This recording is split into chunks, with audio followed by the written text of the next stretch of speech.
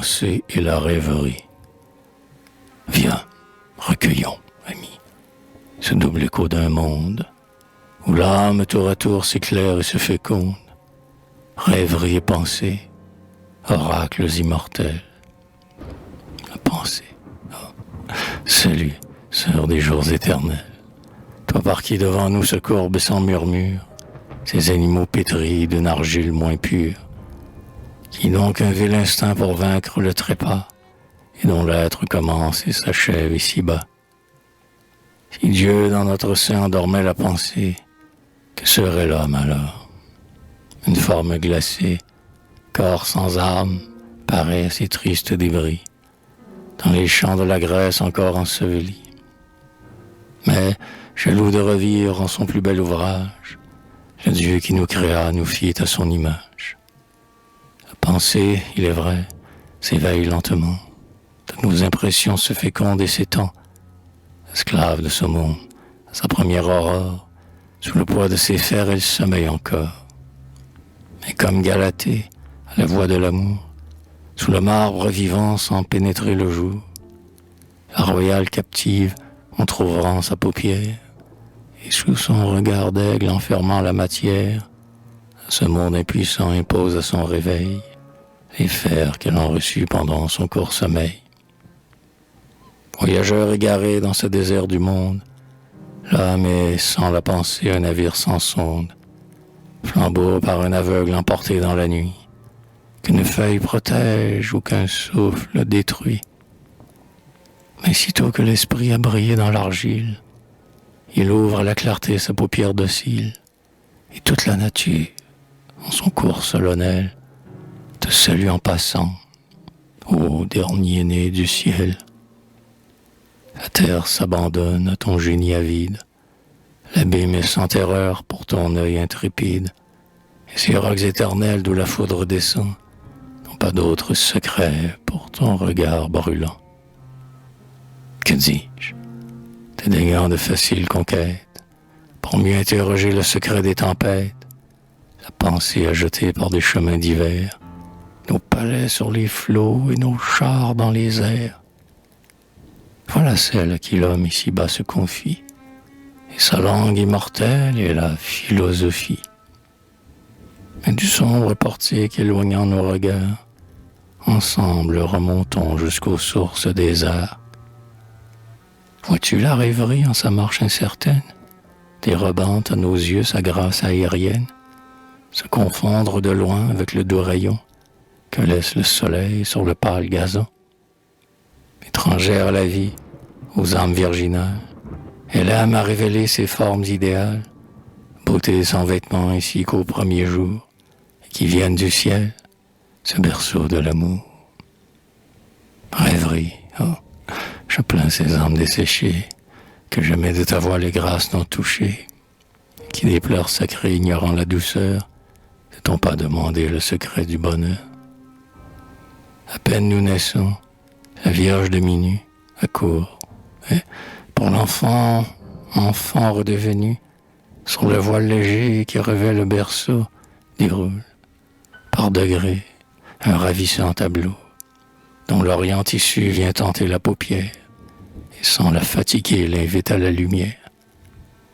Puis, quand l'âge est venu, sais-tu pourquoi l'enfant aime prêter l'oreille au long soupir du vent, à voir au loin frémir le royal front des chênes, à plonger son regard dans l'azur des fontaines, à sentir la rosée penchée au vallon, à suivre l'arc-en-ciel sur la cime des monts, alors qu'il se balance et sourit aux nuages, comme l'aile d'un ange égaré dans l'orage. C'est que la rêverie, invisible encore, autour d'elle, partout, jette ses réseaux d'or. Ah, ne nous fermez plus dans vos tristes écoles, où notre âme s'épuise en disputes frivoles, où, pour nous enseigner le Dieu que l'univers salue à son réveil sous 1000 noms divers, au lieu de nous placer au sein de la nature, la science étalant son ignorance obscure, nous présente sans cesse un livre où le regard ne voit que signes morts, vain prestige de l'art. vers le Dieu créateur un plus doux sentier mène. L'homme peut le gravir sans qu'une main l'y traîne. Vous qui m'enseignez Dieu, en son œuvre ici-bas, laissez-moi le surprendre et ne l'expliquez pas. Ouvrez-moi ce grand livre où brille son image. Laissez-moi m'incliner, pleurer sur chaque page. Laissez-moi respirer ces fleurs que chaque jour jette au front du printemps comme un don de l'amour.